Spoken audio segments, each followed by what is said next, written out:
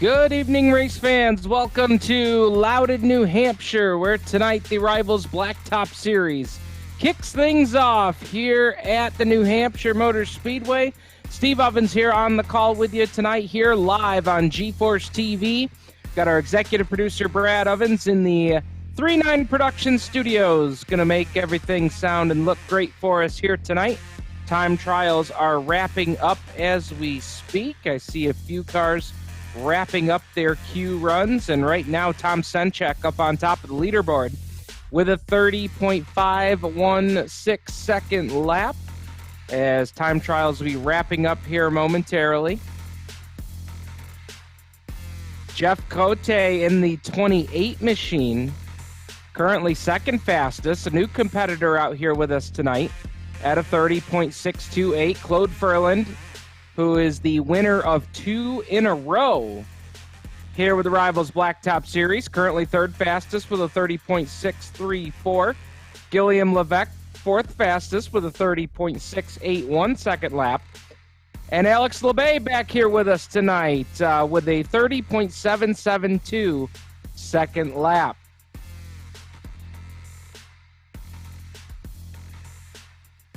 So a few final instructions coming over the radio here from our Rivalz Blacktop Series team.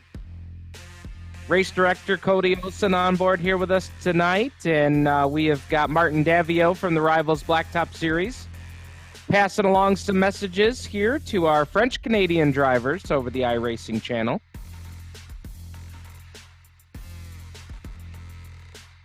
We do have one stage break slated for tonight, and that will come at lap 37, so long as we don't have a bunch of yellow flags in and around that lap 37. So if we are green on a long stretch when we get to lap 37, that will be the stage break. Now, if by chance we get a lot of yellow flags around the lap 37 mark, the top 10 drivers will be frozen at lap 37, and those 10 drivers will receive stage points. Don't forget, tonight is the final night here before we start the chase for the Rivalz Blacktop Series Cup. That starts next week at Rockingham, where we will see the round of 16 compete.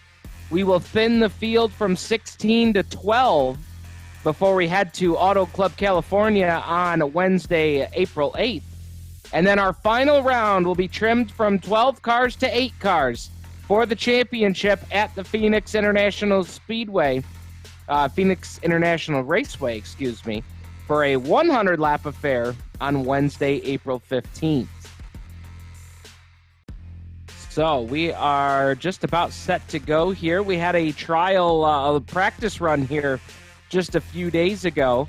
That took place on Sunday night, and got an opportunity to see some of these drivers out here doing their thing. We even had a test car out on the racetrack, and if you're watching here on the G-Force TV channel on YouTube, be sure to go back and check that out. That was a lot of fun. We dipped in and listened to a few drivers along the way as well, and should be a really good time here at the New Hampshire Motor Speedway.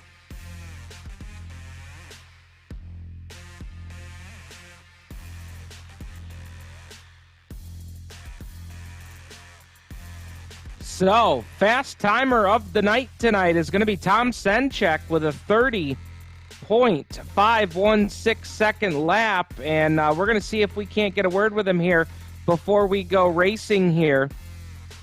Tom Senchek, this is Steve Ovens up in the 3-9 Productions broadcast booth. You got a copy? Got a copy. How's it going? Oh, we're doing great, man. You're off to a great start tonight. Fast time tonight with a 30.516. Tell us about that Q lap. I thought I could have done better, to be honest with you. Got a little loose coming out of 4. Tired of second and third. I definitely wanted first tonight. Trying to make an impact, so let's see what we can do. All right, man. Well, I know we're getting ready to grid up here, so we wanted to get a word with you here about that qualifying lap. Good luck to you, and hopefully we can see you right up front here where you start at the end of the night. Thanks, bud. Hope to talk to you after the race. All right, there you go. There's your pole sitter, Tom Senchek, here in car number 11, that awesome retro Budweiser paint scheme on the side of that machine. And so we are getting our final preparations underway here at the New Hampshire Motor Speedway. I'm going to work on my video here, and we will get ready to go. Final instructions coming over the one-way radio from our race director, Cody Olson. 75 laps is the distance here.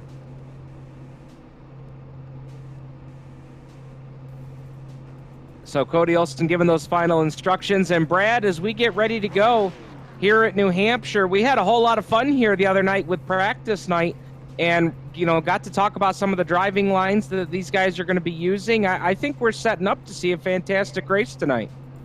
Yeah, if they put on any kind of a show like they did last week, Sunday night, it is going to be a fantastic show. There's going to be a lot of good racing.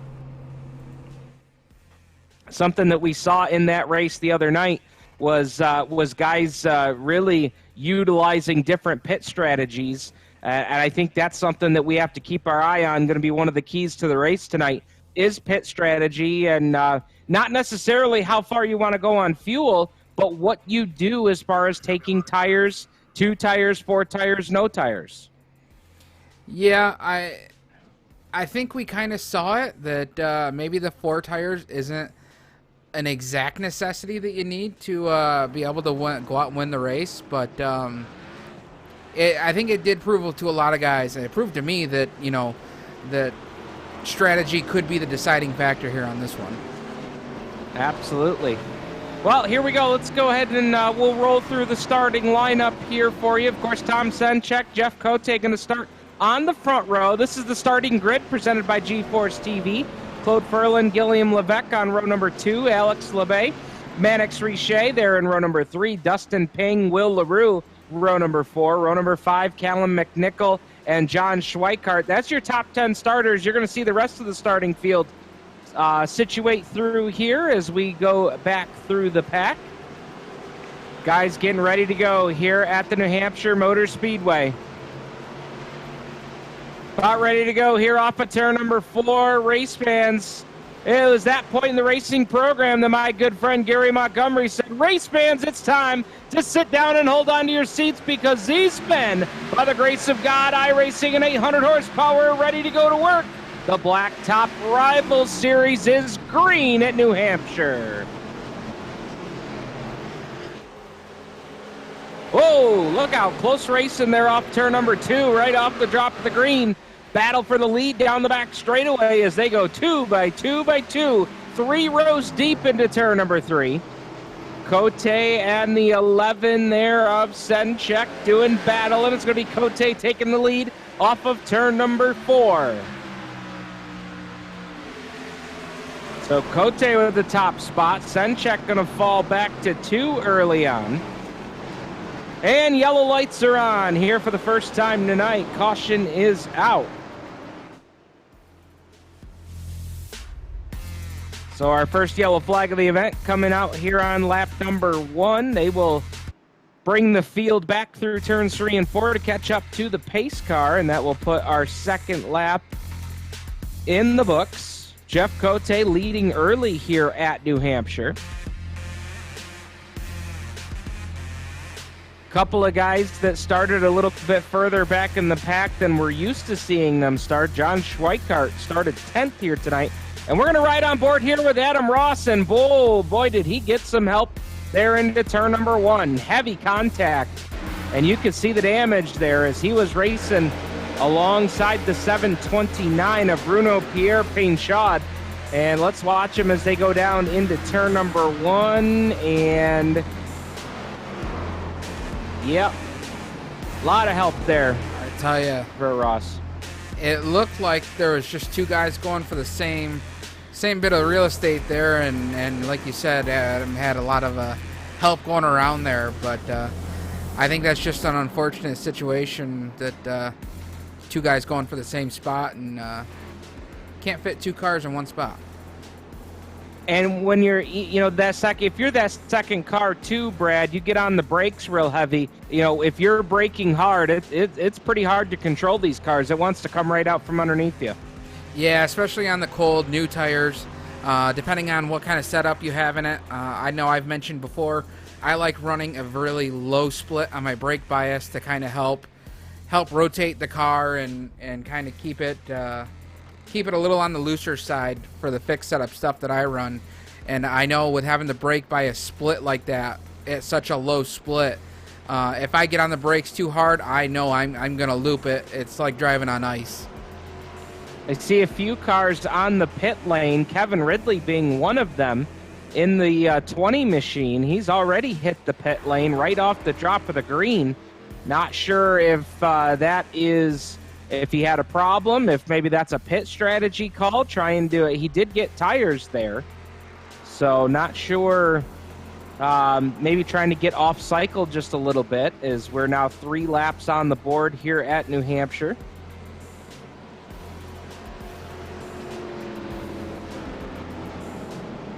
And while we're under the yellow flag here at the New Hampshire Motor Speedway, let's go ahead and go side by side and hear from one of our great sponsors here at the Rivalz Blacktop Series. Stay tuned.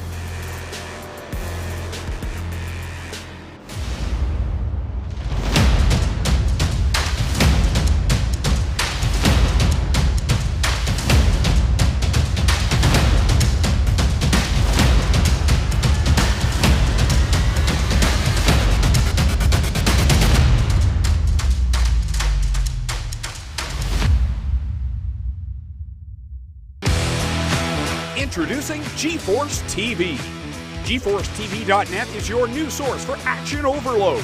Featuring free live programming year-round and countless hours of on-demand video, GeForce TV will be your first stop whenever you want to see the latest and hottest racing action. See live Friday Night Excitement weekly from Washougal Speedway, and watch the stars of tomorrow make a name for themselves during Thursday night's live microsprint racing. GeForce TV is also the new home for Rivalz Race Chat.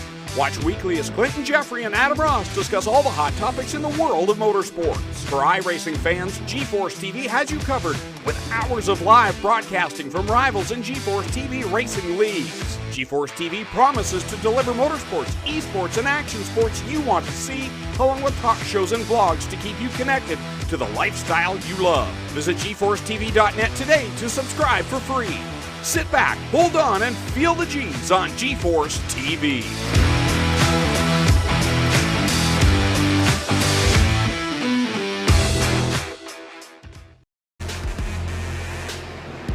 And that message brought to you by GeForce TV. Be sure to log on to youtube.com/GeForce TV. Hit the subscribe button, and don't forget to ring the bell while you're there to get notifications of live racing action and on-demand content as it gets uploaded to the channel. We are Green Flag Racing here at the New Hampshire Motor Speedway. 6 laps are on the board, and we're back under green flag racing off at turn number 2. It's Jeff Cote out front here to the early lead. He has led since the drop of the green flag, as we're watching everybody stacked up back here mid-pack as they go into turn number 3. John Schweikart right there with that crew of cars. Schweikart in the LaRue Motorsports number 1. He has had a good season here so far with the Rivalz Blacktop Series. Will LaRue just ahead of him in car number 55. LaRue, who we've seen qualify very well the last couple of weeks, had a little bit of trouble here tonight. Will LaRue qualified 8th fastest. He's currently in position number 7. And just ahead of him is teammate Alex LeVay in the 36th. And Schweikart with a kick to the keister of the 18. Kyle Rochelle goes around, and Brad, look at them. They all gathered it back in. We stay under green. Wow. That's going to be a replay right there. Save that for the highlight reel. Whoa.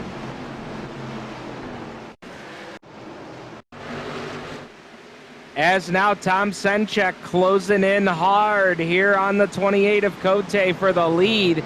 As you watch the replay here, Rochelle dives down into turn number 3, gets a kick in the caboose from the 1 of Schweikart, and just about sent him around. He gathered in the 9 of Dustin Payne in that ordeal as well. As now the 18 of Rochelle will slide back to position number 13. We check back in with the race for the lead down the back straightaway. And now here comes the Budweiser Chevrolet Camaro, taking a peek down low on Cote in the 28. Could not make a move happen that time, as it's all Camaros out front. Chevy, Chevy, Chevy, top 3 as they work across the line.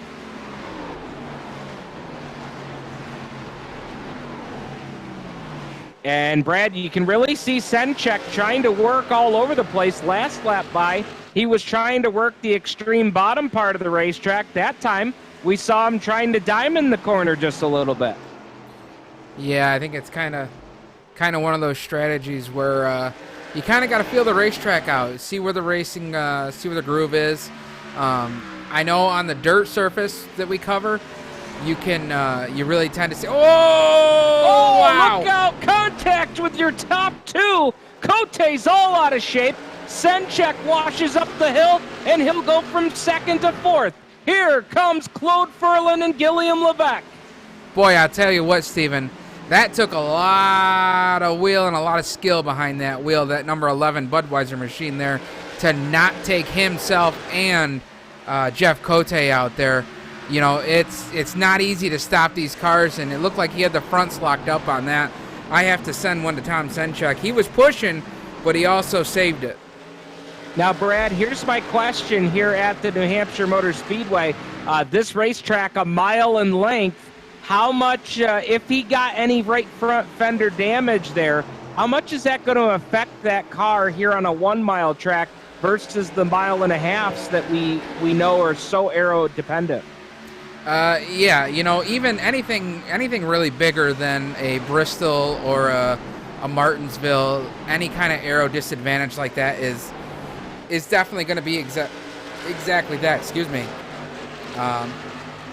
You know, it may not make a huge difference on how the car handles, but it is definitely going to have an effect. As you can see, you know, I don't know if it's just him, the driver, overdriving the car a little bit into the corner there, or if it's just the dirty air. But and that too, when you're back there in the dirty air, you know, with that fender damage, that's definitely going to hurt you there. Let's dial up the roof cam here for Tom Senchek and ride on board with him as he follows Gilliam Levesque. I don't see a lot of damage there on the front end, so there may or may not be some fender damage, but we're watching him dive it out here into the corner. And Brad, it looks like to me that he's just trying to build some momentum as he works into the corner and try to get that nice run off the corner. You see Levesque getting loose that time off of turn number 4. And, you know, Senchek, he's definitely got a fast car. It's just a matter of not using up too much too soon. And, boy, that was some good racing for the lead there before they got together. Yeah, you see Senchek's line here really running it down in hard, and then that diamond effect right here. So he'll swing out wide, and then he's able to get back to the gas right here. You know, New Hampshire is one of those really slow it down racetracks that you really have to take the tempo down a bit. Whoa, as he really overdrives it into the corner there. Now we definitely got that fender damage. Yeah, got into the fence there a little bit. I like the strategy of the diamonding the corner that Senchek was using there. You're really able to have the car rotate early in the corner and then drive straight off the corner. You get such a big run, like you saw him catch Levesque there. It's really one of the easiest or less complicated ways of getting a run on a guy here at New Hampshire to try and make that pass. Got a good battle for position here. Martin Davio side by side with Dustin Payne as they haul it off into turns 1 and 2. Davio's going to take the spot, and now Payne is going to lose another position. Here comes the 08 machine of Sylvan Jolie. Jolie, the Accent LED sponsored 08 machine, dives down into turn number 3 underneath Payne, as Payne sliding back just a little bit there. Ooh, close quarters racing in turn number 4, and Jolie's going to take the spot back. So, and Payne got the wall. Yes, he did. Absolutely. Now he's got the 19 car just behind him, Ivan Hebert, to contend with. You know, there's nothing worse than having a race car that's just not handling the way you want it, and then you end up bouncing it off the wall like that. It'll really affect the driver's psyche going into the track, and you see him diving down low now. I think he's just got to take a couple laps, get back into his groove, get his head back right, and just basically ride it out and do the best he can with what he's got and make the adjustments come to first pit stop. Hebert is going to swing down low, trying to make a move here through turns 1 and 2, trying to make a little something happen. Couldn't make it happen that time off of turn 2 as Payne got a nice run off the corner, and he will hold on to the spot. But now here comes Hebert one more time, taking a peek down low. Look out. Tried for the slider, and Payne had to back off the gas, or they would have been piled up in the fence for sure. But Payne is going to lose another spot here in the running order. He started 7th, Brad. He slid back to 17th. So a tough way to start the race here for Dustin Payne. Meanwhile, just behind Payne now is the 20 machine of Kevin Ridley, who we saw pit on that last yellow flag. And so he is going to be the next driver that's going to try and take advantage a little bit here of Payne having a little bit of a rough go of it. Just ahead of them, it looks like we've got some action around the Sylvan Jolie car. Him and Daniel Dubois doing battle here. And now the yellow flag is out. Yellow lights are on for the second time tonight. And I think this is good timing. I think we're going to see mass pit stops here on this yellow flag. Caution out here on lap number 22. So 22 laps are in the books. 53 to go. And I imagine here with 22 laps on the tires, we're going to see all your leaders heading down pit lane. So the Ford Mustang GT pace car picks up the field as they bring it through turns 3 and 4, and we're going to take a look as pit lane looks like it is going to be awfully busy, as we will see who makes the dive down pit road. And here comes the entire world. Everybody coming down the pit road. 45 miles an hour in second gear all the way down the pit lane. You don't want to speed. You don't want to overshoot the pit box. We see it so often here with the Rivalz Blacktop Series. And here comes Jeff Cote sliding into pit stall number 2 for his first pit stop of the evening. 4 tires and gas. Looks like it's going to be the call for everybody. Oh, the 9 car. Payne missed his pit stall. Payne misses the pit stall. He's got to drive all the way through the pit. Race off of pit road. Going to be won by Cote. Furland in there, second across the line. Levesque third. Mannix Richer 4. And there was one other car there just ahead of them. Alex Payne, who came down the pit lane. And I'm not sure, Brad, he may have had an issue getting into his pit box as well. I think he drove all the way through pit road. And now he's going to come back down the pit lane for the youngster out of Canandaigua, New York. As Payne will come down pit lane, Alex Payne is down pit road. Jeffrey Barker joining them as well.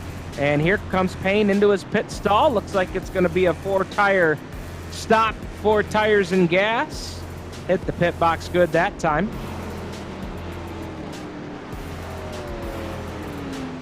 And we're going to see if we can't dial up your race leader here and get a word with him, see what's happening. We're going to see if we can find him here in the running order. There he is. And we're going to get a word here with your race leader, our in-race reporter here for this yellow flag. Jeff, and is it Cote? Do I have it right, Cote? Yeah, Cote, yeah. All right, awesome, man. Hey, tell us about this race car. You started up on the front row and, boy, got out to the early lead. That car looks good here so far. Yeah, car's good.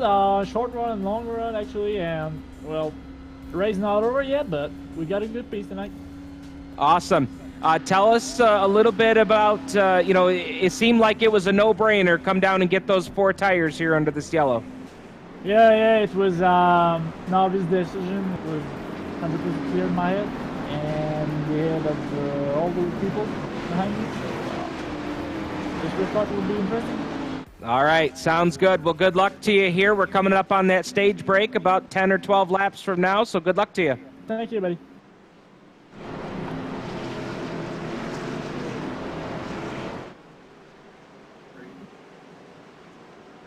So there is your race leader. We'll get him back down into his team room here as we get ready to go back green flag racing. This next time coming off of turn number 4, and it is Cote leading him back to the green. We've got Claude Furland up there with him on the front row. Furland has won the last 2 races in a row here for the Rivalz Blacktop Series. He's picked up wins at Charlotte and Dover the last 2 events that we held. As we are coming back to green flag racing. Green lights are back on. We're back underway here at New Hampshire. Oh, Cote, look out. Close moment there. Tried to shut the door on the outside car of Furland. Furland had to crack the throttle just a little bit to make sure they didn't make any contact there in the corner. We're back underway. Everybody racing down into turn number 3. And now here comes Guillaume Levesque trying to take over that 2 spot in the Fanatic-sponsored number 3. He's got Furland and that Accent LED sponsored number 43 machine. An awesome-looking wrap as they go into turn number 1. Battle is on for the 4 spot. That's Will LaRue in the LaRue Motorsports number 55. Mannix Richet to the top side. Brad Richet got a nice run there on the outside lane. As we have got yellow lights are on, and it's Alex LeBay in the 36. Alex LeBay in car number 36 with a problem. He came almost to a dead stop on the back straightaway. So there is your, I believe he had something to do there with the yellow flag. Not exactly sure what happened. Brad Evans going to take a look here, see if he's got a replay for us to find out what happened here to put us under our 3rd yellow flag of the night.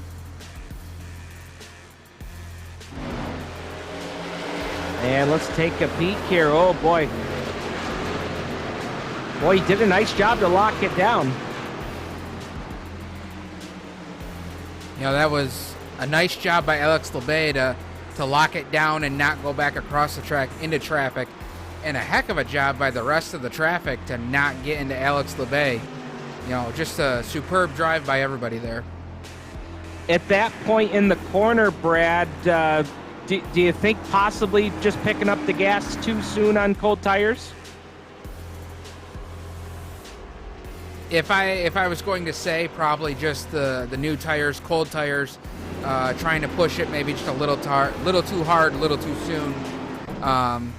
You know, it didn't look like he had any help or anything real serious going on there. So looks like he'll come down pit road, get some 4 fresh Goodyears after locking them up, and make his way back out there.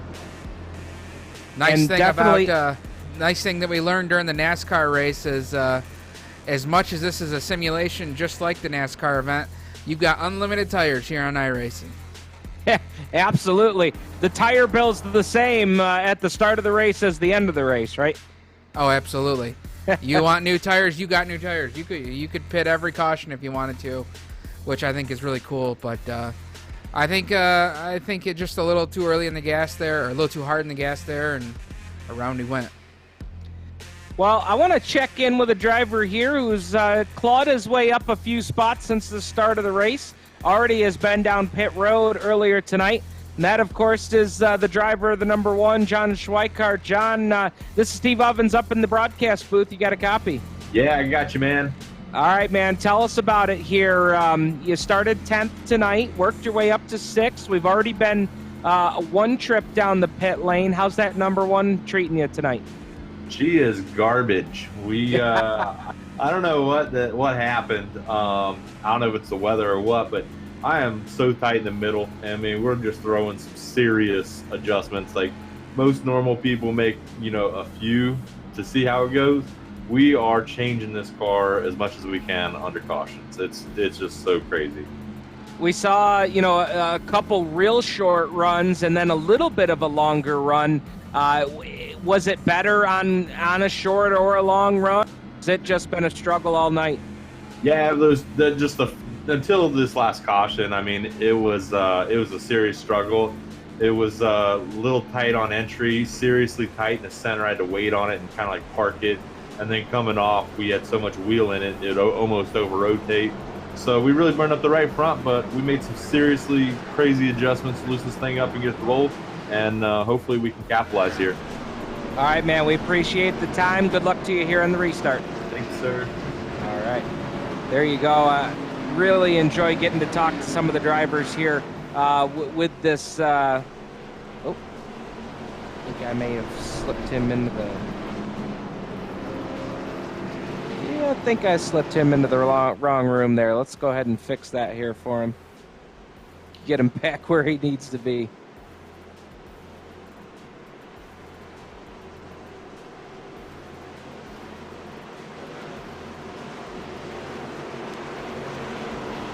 There we go. My apologies there.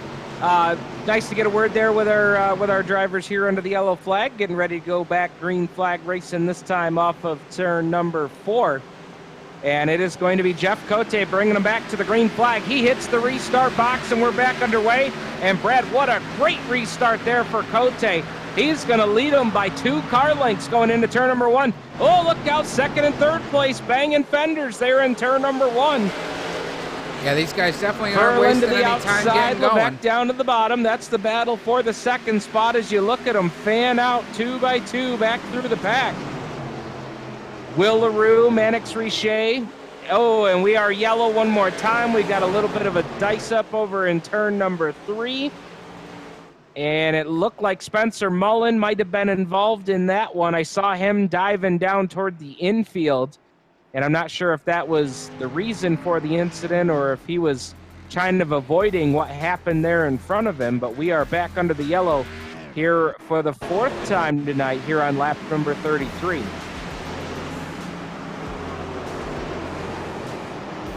So Brad Evans going to dial up the replay here, see if we can sort out what happened here to put us under the 4th yellow flag of the night. And let's watch them as they work down in the back straightaway. We're going to see what happened. It all happened coming down here into turn number 3. And let's take a peek here. Oh, look out. Contact there, and the 729 of Pierre Payne.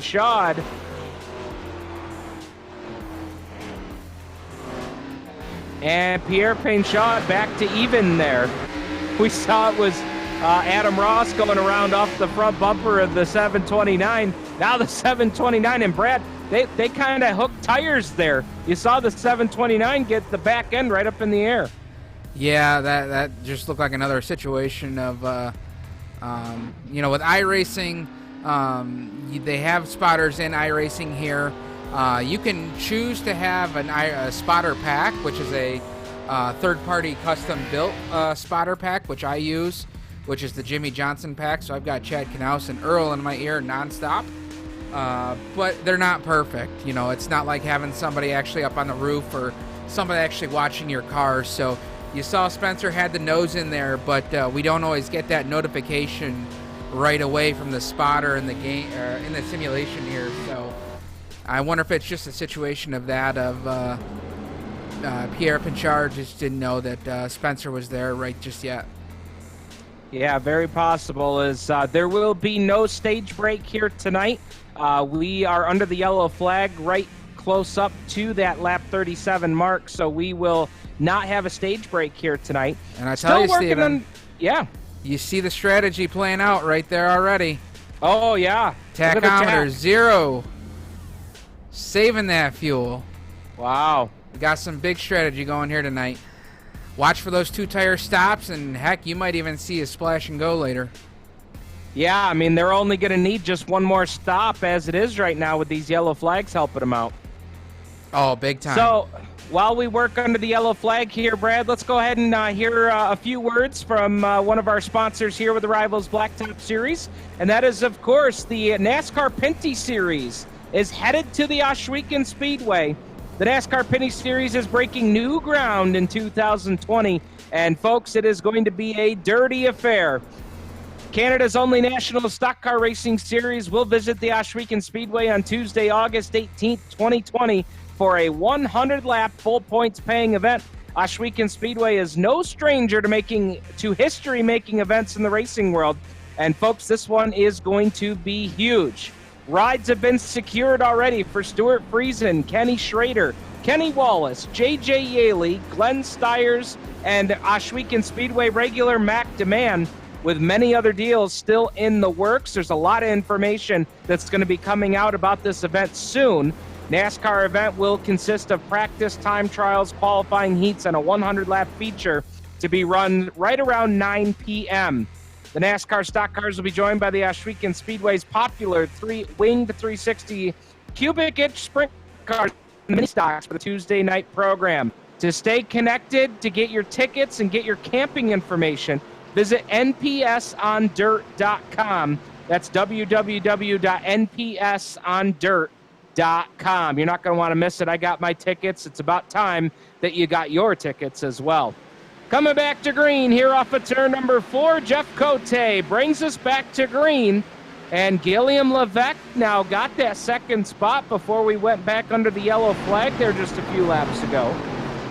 As we are looking at a battle for the 2, 3, 4, and 5 spot off turn number 2.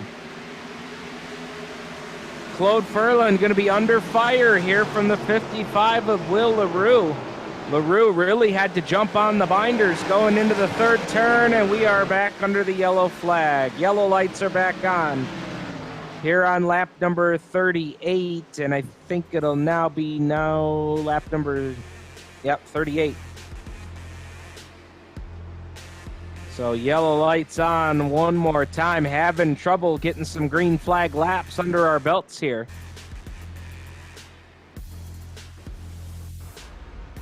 So we'll take a peek here, see what put us under this 5th yellow flag of the night here so far.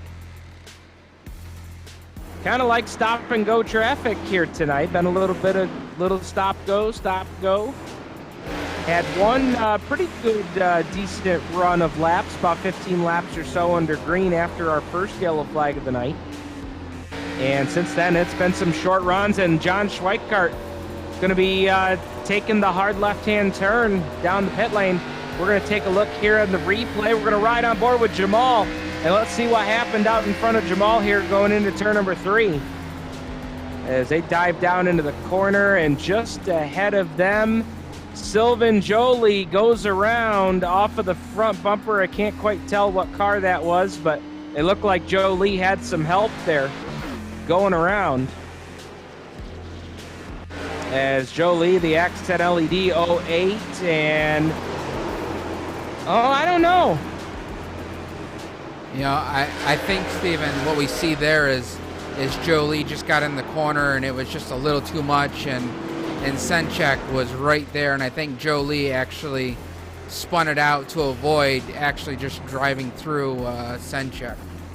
Yeah, Joly kind of, it almost looked like once he got to the point of no return there, he might have even hit the brake a bit. Still made a little bit of contact with Senchek, but not near enough to send Senchek around. Yeah, and I think if you take a look, Joly's, he's going to definitely want to hit the pit road here whenever he can. Looks like he's got some pretty significant right front damage, and I can't tell if it's just because of the fenders pushed in or if it's actual suspension damage on that right front, but not looking good for Sylvain Joly tonight. No. Now, Brad, here's an interesting thought. We saw some guys that were saving gas earlier, I just saw John Schweikart hit the pit lane in car number 1. He came down the pit lane, and, let's assume that regardless of what tires he did or didn't get on that pit stop, Brad, I assume he topped off there. And what makes that interesting is let's project the rest of this race out. We've got about 34 or 35 laps to go. Maybe Schweikart just set himself up to do a gas and go, like you were saying here just a few minutes ago. Yeah, he really proved to us Sunday night that that 2-tire stop is actually a legitimate option here at New Hampshire, that the 4 tires weren't. I don't think there's quite enough of a difference between the 4 tires versus the 2 tires. But, that very well could be, because if you top off here, you're not going to need a full fuel load to make it the rest of the way. You could take a quick 2-second splash and go, and, that 3 or 4 second advantage versus somebody topping off or taking 4 tires, that could be half a track. All right. Field getting doubled up as they work down the back straightaway here. Going to be coming back to the green flag next time by off turn number 4.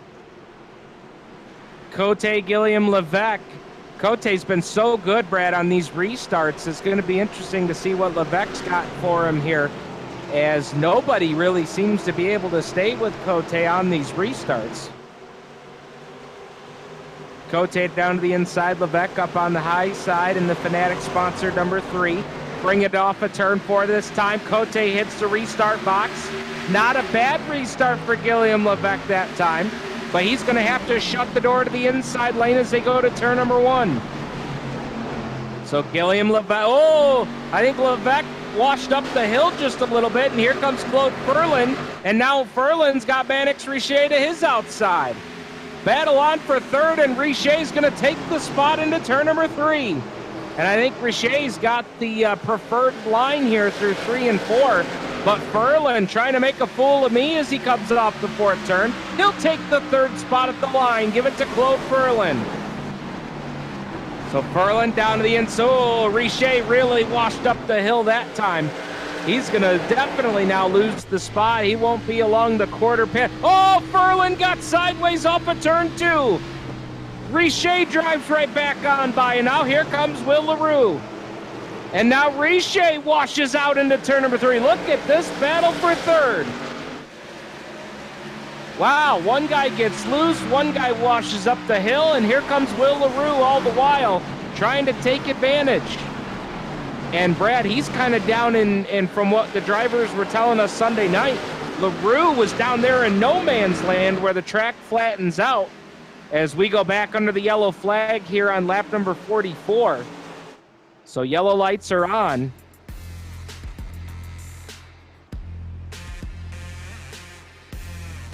And now, Brad, we start to get to a point where even though it's been, stop, go on these restarts and yellow flags, it has been about 20 laps, including the yellow laps, of course, since we've seen these cars on pit road. So it'll be interesting to see if anybody elects to come down pit lane.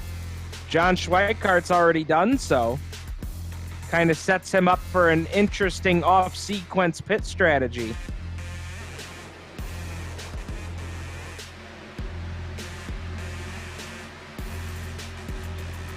Brad Ovens got a look here on the blimp shot. This is the, a little bit of contact there. A lot of contact going into turn 1. Ivan Hebert involved, and I believe that was the 13. Like Brad, we've got leaders on pit lane. Here comes the 28 of Jeff Cote. Cote brings it down pit road. And Brad, an interesting call. Claude Ferlin stays on the racetrack. Meanwhile, the rest of the leaders come down. I think we've seen this before somewhere. Yeah. It's it's a strategy call. Boy, I don't know though, Brad. Tires seem and actually we're seeing some strategy calls on the pit lane as Daniel Dubois, Brad, I think that had to have been a 2-tire stop there as he just gained a whole bunch of track position here on pit road. Cote, the first car off the pit lane. Second car off pit road was Will LaRue.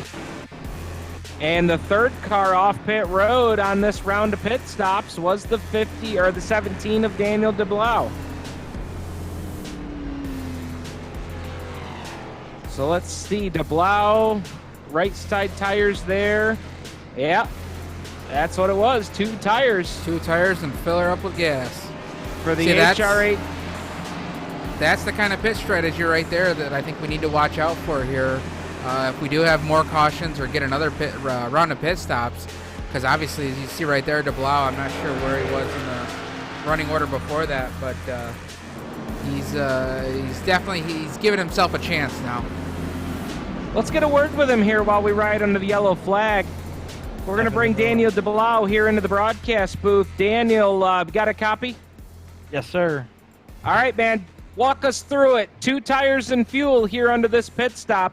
We've seen this strategy work at other tracks earlier in the year. Walk us through making that decision for you here tonight. Well, I feel like, we burn off so much right side tires. The left sides don't really burn off that much, and we've been having a lot of cautions here lately, so I feel like this was a good move for us. Absolutely. It gives you great track position coming off of pit lane as well. Right up here with the guys that have been running up front tonight. Does this still leave you in a position where you need a gas and go to go the rest of the way? I think we might have to stop one more time, to be honest. Okay. But we'll definitely be saving if there's another caution here. All right, man. Well, good luck to you. We love, up here in the booth, we loved the pit call. We hope it works out for you. Thank you. All right, there's Daniel Dubois getting ready to go back racing here at New Hampshire. Brad, I know you love this call. I'm intrigued. I'm very intrigued. I want to see how it plays out. Yeah, I think we saw it on Sunday. It's not a bad call. Well, we'll see how it works out here. One driver that's going to restart in the 3rd position. We talked about kind of being off kilter on strategy. Look who's in position number 3. It's Kevin Ridley, and right behind him, the youngster Alex Payne. What does Alex Payne have here in the top 5 as we go back to green flag racing? Off turn number 4, Claude Ferlin going to jump out here to the advantage, and right behind him, it's the Xfinity Series driver himself, Alex LeBay. Oh, and we are right back under the yellow here, right off the drop of the green. We even tried a single file restart there, Brad, and we went right back to the yellow.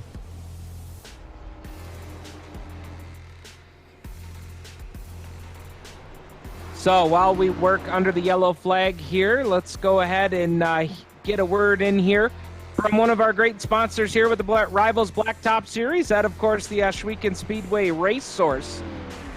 Located in the heart of the fastest growing sprint car market in North America at the world-famous Ashwegan Speedway. Nobody has more laps, wins, and time spent at the Speedway than the staff at the Ashwegan Speedway Race Source. Let their experts get you into victory lane. Ashwegan Speedway Race Source is Canada's choice for sprint cars, parts, accessories, and consumables. You can email them info@osrparts.com for pricing and sales support. That is the Ashwegan Speedway Race Source, Canada's choice for sprint cars, parts, accessories, and consumables. Let their experts get you into victory lane tax-free. So, yellow lights on here. We are 51 laps into this race, 24 to go. Don't forget to subscribe to us on YouTube. Go to youtube.com/GeForceTV. Hit that subscribe button.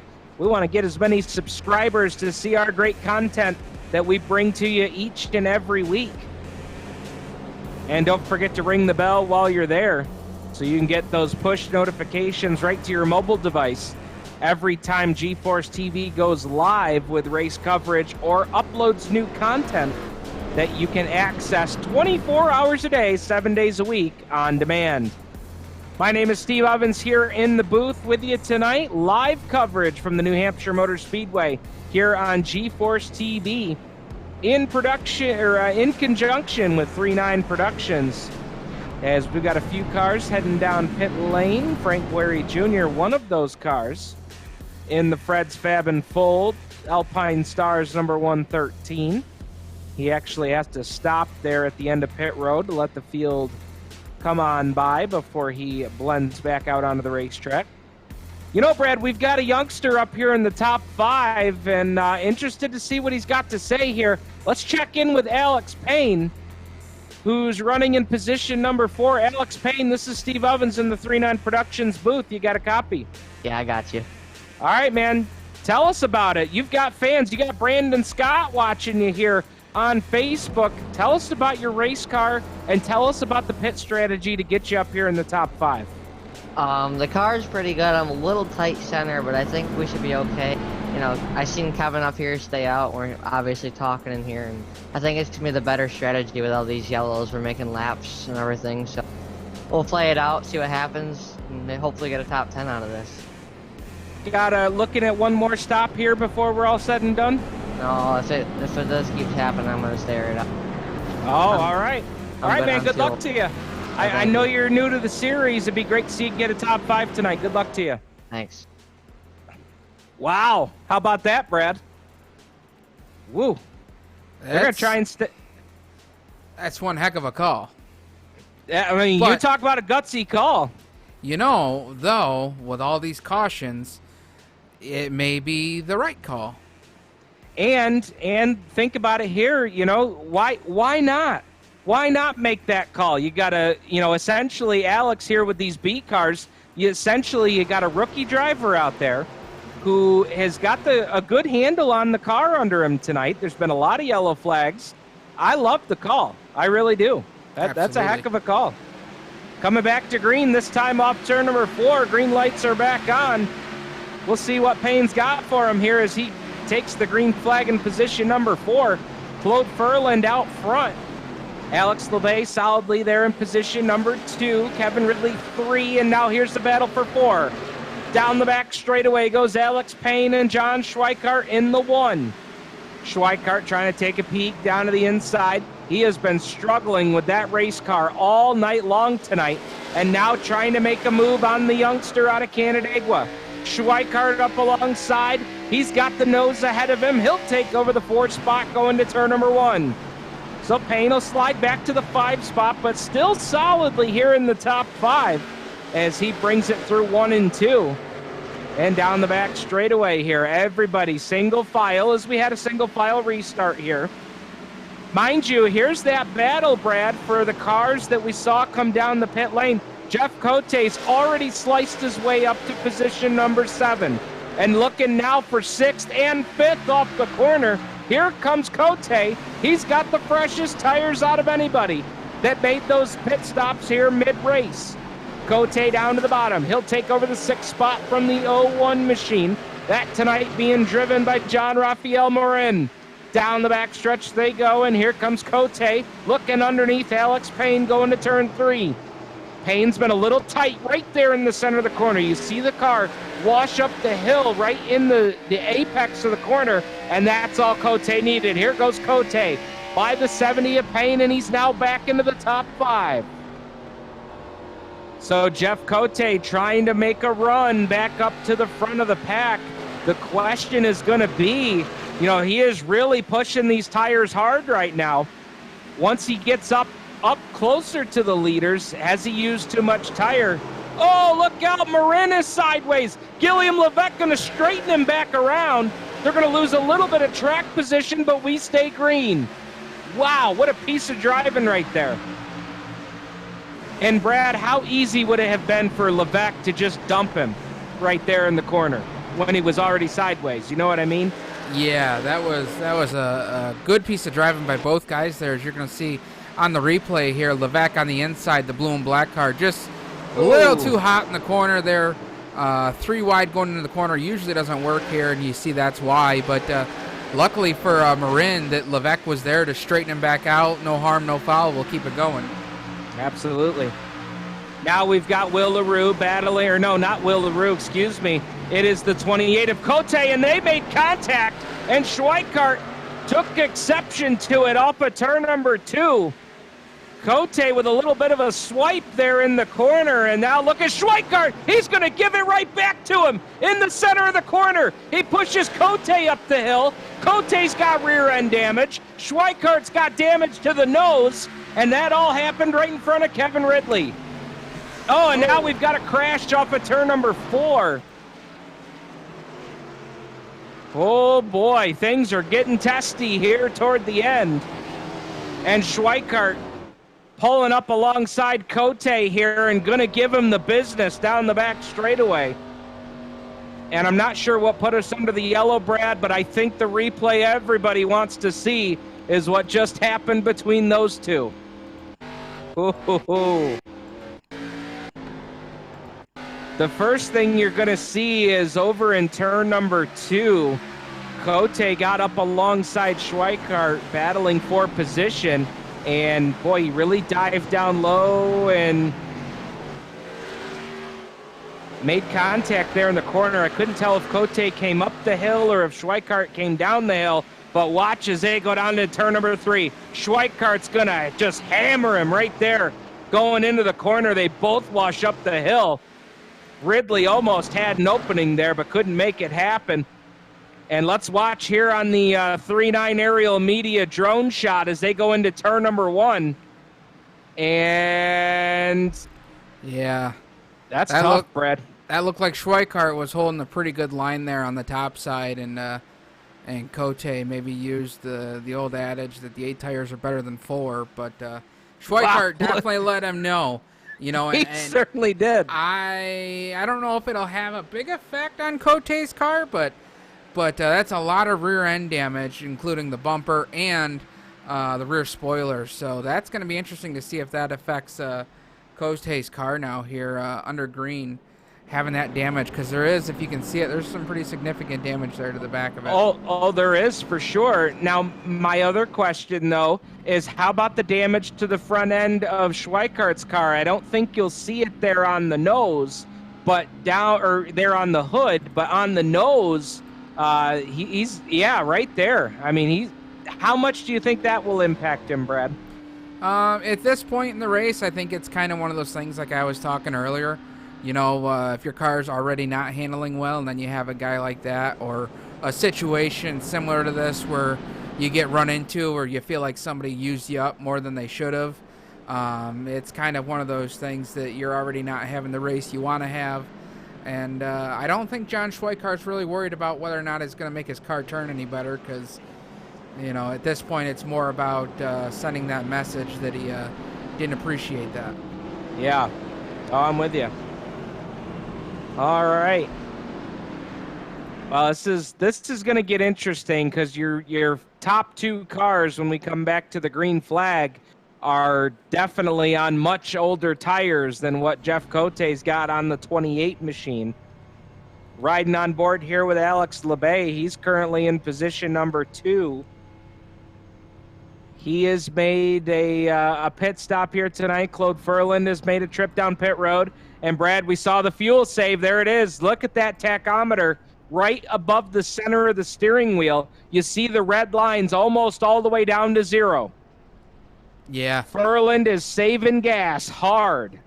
Claude Furland's saving gas, and I think if we go back and look at LeBay, right before we went, yeah, you can see LeBay, he's doing basically the same thing. He's just clutching the car versus actually shutting the car off, which could actually be a strategy that he may use in the real world in the Xfinity car, because obviously you don't want to have any issues of ignition or not being able to refire the car, because we know in the world of NASCAR, if you can't maintain your speed, you lose your position in line. So kind of interesting seeing the same strategy, just 2 different methods.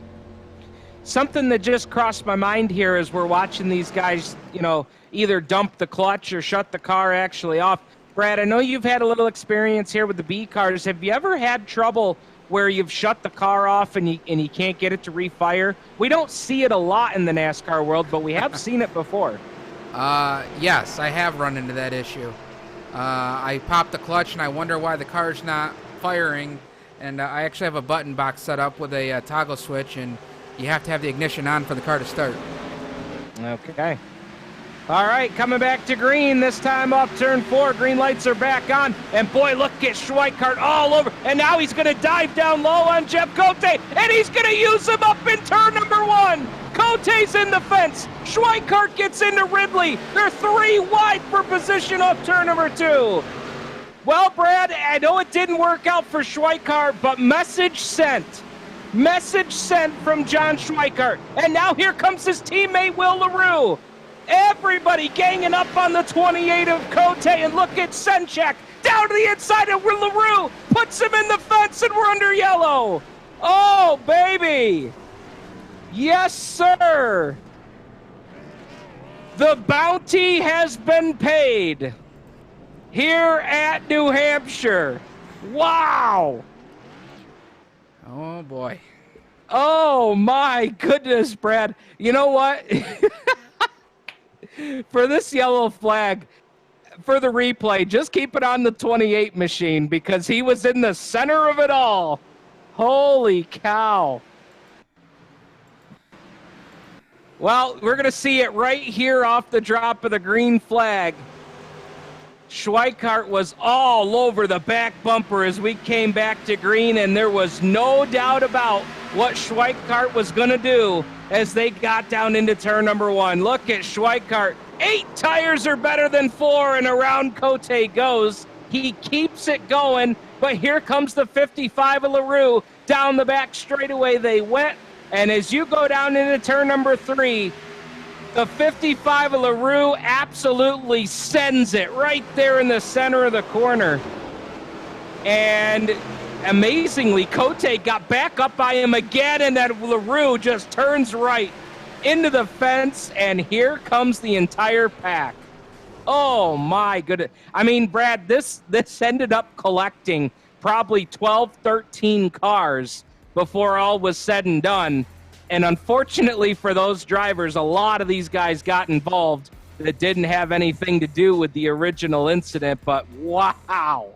Well, you want to talk about some action. Just scrolling through Twitter here, Steve O'Donnell just sent out a tweet. LaRue Motorsports, including car owner, crew chief, and drivers, reporting to the virtual NASCAR trailer at the end of this race. Wow. Holy cow, what a race. What a race here. You know, we got anybody commenting on Facebook, Brad? Boy, what a time to bring in the Facebook comments. Let me hit that refresh button, and wow. Man, I'll tell you, it's no joke out here. You know, these guys take what they're doing serious, and I got one comment here from Brandon Scott. Wow, what a race we got here. And I got to tell you, I kind of agree. Yeah, no doubt about it. Man. And you know what, Brad? Here's something to keep in mind that we talked about once tonight, but we haven't talked a lot about it. This is not an elimination race, but this is the final race before the chase. And 2 of the guys there, Will LaRue and John Schweikart, I have a feeling they're pretty solid. They're going to be in that round of 16 when we go next weekend. As Nick Wary commenting here on the Facebook, he is calling for all the shredders here tonight. Man. Yeah, this, it's... We got another comment in here, Brad. This is great. This is great. We've got folks chiming in here. Allie Schultz has got a great comment, if you can pull that up. This is great, man. I mean, for a night where we have had yellow after yellow after yellow, let's see what Allie Schultz had to say. That was justifiable, honestly. Just sucks for everyone that had nothing to do with it. Allie, I'm with you. I'm with you 100%. You know, those guys were going at it. I mean, you know, when Cote made the move there on Schweikart, at that point, to me, the gloves came off. Yeah. Nick Wary's got a good point, Brad. Wow. He's got a good point. Let's check in with one of our in-race reporters here, Kevin Ridley. Kevin, I feel like I don't have to ask you this question, but boy, that was messy in front of you. Yeah, well, I mean, guys want to punt their way by you, and then sometimes there's repercussions from that, and that's what happens. Yeah, the gloves came off there for sure. Good luck to you here on the restart. Let's see if we run out of gas or not. We're cutting it real close. All right, man. Good luck to you. All right, Brad, there's a story to follow. Kevin Ridley. You know, I think that tells you a lot right there. Yeah. Well, Brad, think about it. We were thinking that these guys were going to have to make at least one more pit stop, but with all the yellow flags, this gives them an opportunity to try and stretch it. But for some of these guys, they could be stretching it quite a bit further than they thought. The guy that I think in terms of tires and fuel, you've got him right there on the camera. Tom Senchek, I think, is in the best position right now. He doesn't have to worry about saving gas. He knows he's got better tires, and he set the pole speed earlier tonight. Let's see what he can do with it. As Furlan jumps out front here, we've got just 3 laps to go now as they bring it across the line, and here comes Senchek down to the bottom, and the yellow flag comes out again. Yellow lights are on. Oh, look out. Oh, no. Alex Payne and John Schweikart in a dust-up over there in turn number 2. Oh, boy. I think with the timing and scoring, yeah. Let's watch them as they came down into turn number 1. Now, the yellow flag comes out right about here. And then as everybody slows down and starts to get into line, contact there between Payne and Schweikart, and, oh, man, they almost got into the tire barrier there in turn. Yeah, that kind of looked like just a little bit of inexperience on Alex's part there, getting down low. Like on the yellow flag here. And that is going to set us up for a green-white checkered finish. We will attempt up to 3. We will make up to 3 attempts at a green-white checkered finish here tonight. If the field is not able to finish green to checkered here on this first attempt, we will make up to 2 more attempts after that. And Brad, Kevin Ridley hits the pit lane.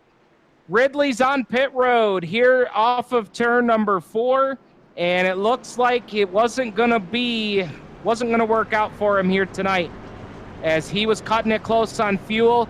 I don't think he had enough to make it those green-white checkered finishes, so unfortunately the strategy not going to work out for Ridley here tonight, as he is going to get gas and he'll be down and away. Looks like he threw some tires on there as well. Boy, Brad, the way this actually, I'm going to throw this question out to anybody that's watching the coverage here tonight on the Rivalz Racing League Facebook page or on YouTube at GeForce TV. Folks, comment in here, how many green-white checkers do you think we're going to go here tonight? We've had a lot of beating and banging and yellow flag racing here tonight. How many green-white checkers do you think we're going to get? I'm going to say we're going to have 2. I don't think we'll get all the way to 3, but I think we will have 2. I want to see what everybody else thinks here.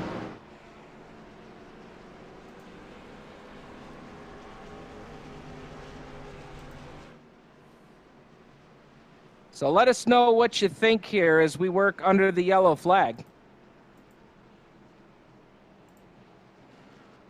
Dave Hammy commenting in here. He thinks we're going to have 2 green-white checkers. Brandon Scott thinks we're going to go the full distance here tonight. He's looking for 3 green-white checkered finishes. Or 3 green-white checkers to get a finish.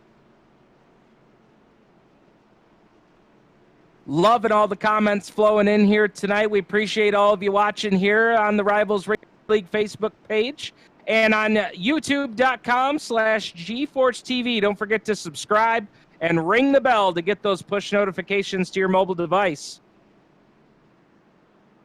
And it looks like we're going to be coming back to green. Luke Boom says all 3. He says you need 5. All right, we'll see what happens here.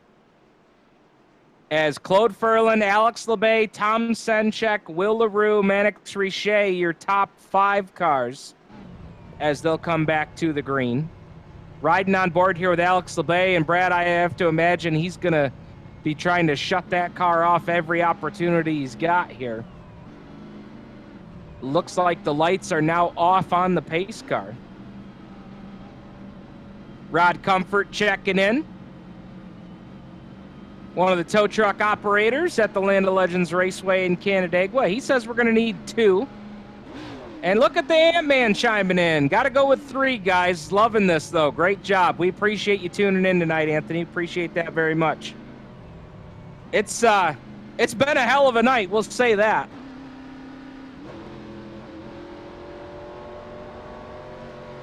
So let's see. I mean, it has been a wild night here tonight. Brandon Scott says, yeah, I want to hear what's said after the race. Oh, trust me, the Big Red trailer is going to be busy here tonight. There's no doubt about that. And here comes Claude Furlan back to the green-white checkered. Green lights are on, and he got a nice restart there on LeBay. And LeBay got a big restart there on Senchek. And that is huge because Senchek has fresher tires, and he's got enough gas to go the distance. Down the back straightaway goes Claude Furlan, trying to go 3 race wins in a row here in the Rivalz Blacktop Series, and he's about just over a mile away from trying to get it done. Senchek battles with LeBay, and that's exactly what Claude Furlan wants to see out of the rearview mirror. White flag is out, presented by 3-9 Productions.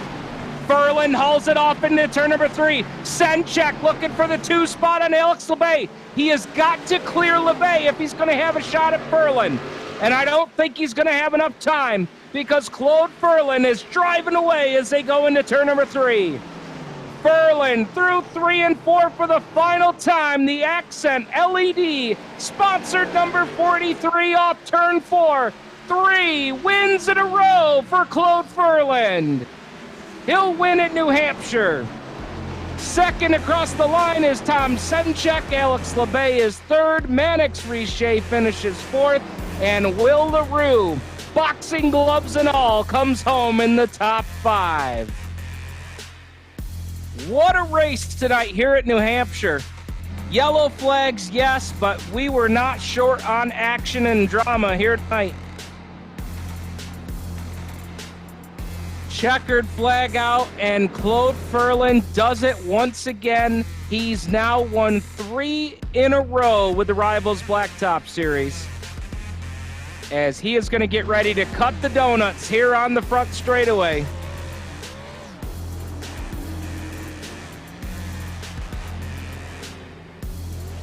Furlan cutting the donuts deep here on the front straightaway. We're going to get your top 3 put together, and we will hear from them as we will head down to pit road to hear from 3rd and 2nd place finishers tonight. We'll follow it up by talking to your winner for the 3rd week in a row tonight. And let's go right into it. We've got our 3rd place finisher here standing on the pit lane. Going to get a word here with Alex LeBay. And Alex, man, that was intense up at the front. I don't know if you happen to see all the action going on behind you, but man, the boxing gloves came off tonight. Oh yeah, there was definitely a lot of action going on. Just missed it a little bit on the setup here tonight. Struggle and try to play strategy and still salvage a pretty decent finish. So it was a fun night.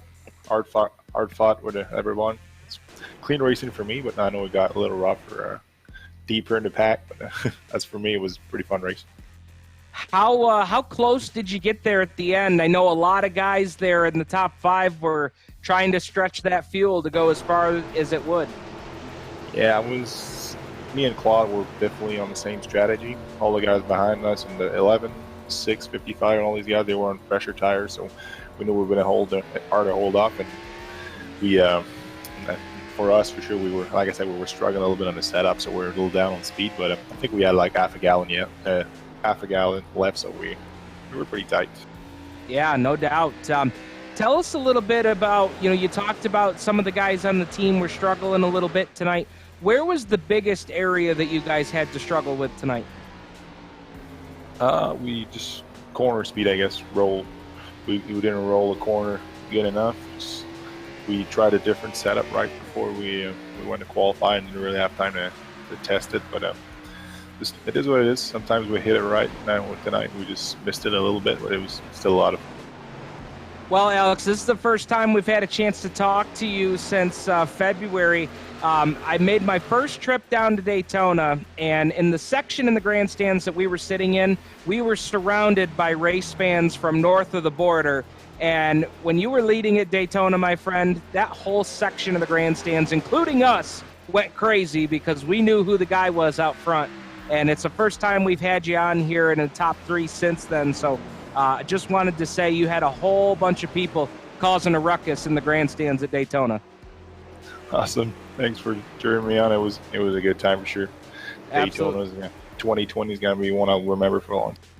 No doubt about it, man. Tell us about the folks that helped make it happen here for you in the Rivalz Blacktop series. Just my team, working with John and William. We're just thanks to them for building setups and letting me climb the last minute and run competitively. It's always a lot of fun. Well, congratulations to you here on a solid podium finish, and we'll look forward to seeing you again. Thanks, man. See you later. All right, there's Alex LeBay finishing in position number 3 here tonight. And the guy who we thought was in the best position of them all, Tom Senchak, comes home in the 2nd spot. And Tom, we had that yellow that brought on the green-white checkered. I know you didn't want to see that last yellow. Yeah. Always the bridesmaid, never the bride, it seems like. Second, third, second, especially to Claude. It's frustrating. Super, super frustrating. Take nothing away from Claude, but in my eyes, I had leaps and bounds, the best car on the track. It's just those yellows kind of really ruined it for me. But second's not bad. I'll take it. You not only did you have the speed at the end, but I thought you had the perfect pit strategy to go with it. You were right there in position, and I know that doesn't make up for a second place finish, man. But eventually, like, do you buy into the whole concept that if you just keep doing what you're doing, eventually it's going to work out? I really thought it was going to happen tonight. I really did. When I saw my qualifying times and my practice times, I was like, tonight it's it. I really thought it was going to happen. But eventually, we only have a couple races left on the schedule, so hopefully I get one in the next couple races. I think we're moving in the right direction. Thoughts about Rockingham next week? Well, if we go to Rockingham, I heard some chatter over the radio saying that it might get changed, but Rockingham isn't my strongest racetrack, but you could bet that I'm going to practice 7 days until we get there. All right, man. Well, a solid run for you tonight. I can't wait until we get you in victory lane, man, because that's going to be a party. Just pop the champagne as soon as it happens. Get ready. Absolutely, man. Great job to you tonight. Tell us about the folks that helped make it happen for you. My teammate Kyle, unfortunately, he got shuffled back in the back a little bit. Just working on the setup all week. The setup was just it wasn't so much the cornering speed, it was the straight line speed. We found a way to get the center or the pretty much flat on the ground. Definitely made up a lot of straightaway speed. But that's just a lot of work at it. So we'll do it again. We'll start tomorrow, except for Rockingham. All right, man. Great job to you. Thanks, buddy. All right, Tom Senchak comes home in position number 2.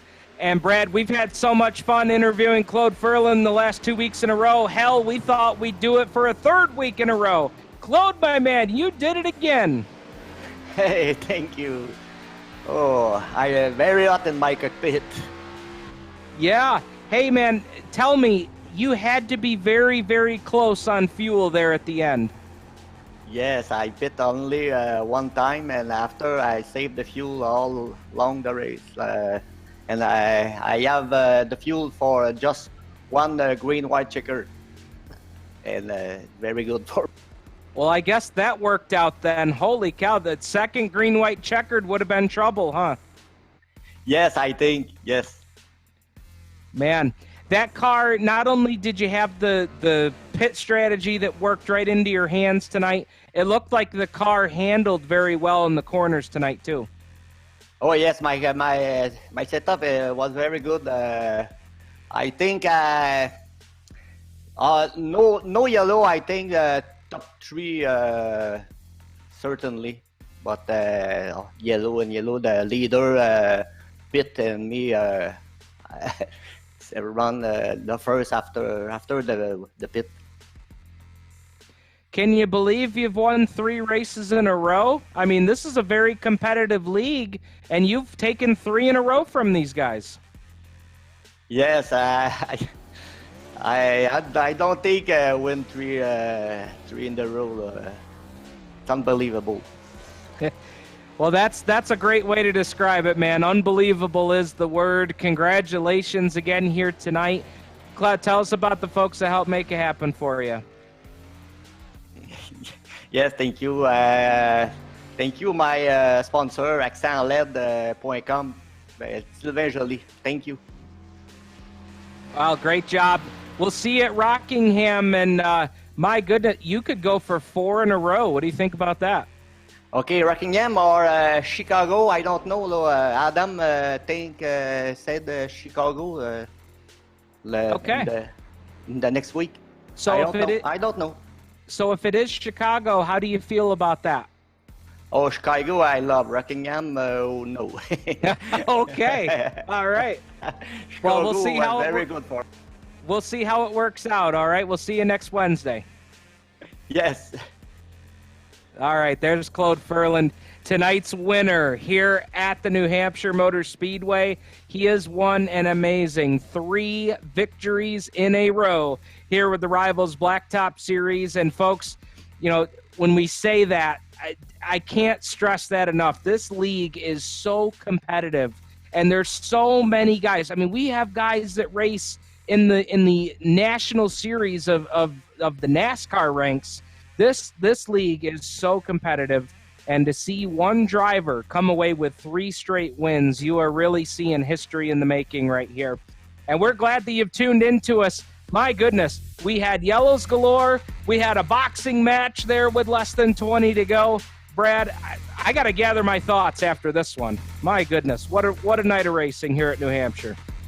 You know, we knew the racing was going to be good, but we just didn't know it was going to be that good.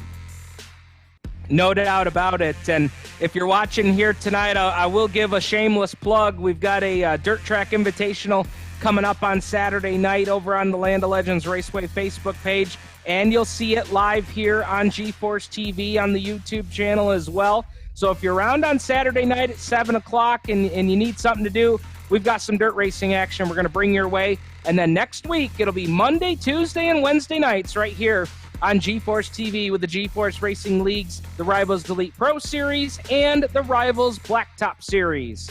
On behalf of everybody here with the Rivalz Blacktop Series, Adam Ross, Clinton Jeffrey, our technical manager, Spencer Mullen, our race director, Cody Olson, and our executive producer in the 3-9 Production Studios, Brad Ovens, making everything look and sound awesome here tonight. My name is Steve Ovens, the voice of the Rivalz Blacktop Series, saying thank you so much for joining us, and we will see you Saturday night on the dirt at Volusia. Good night, everybody.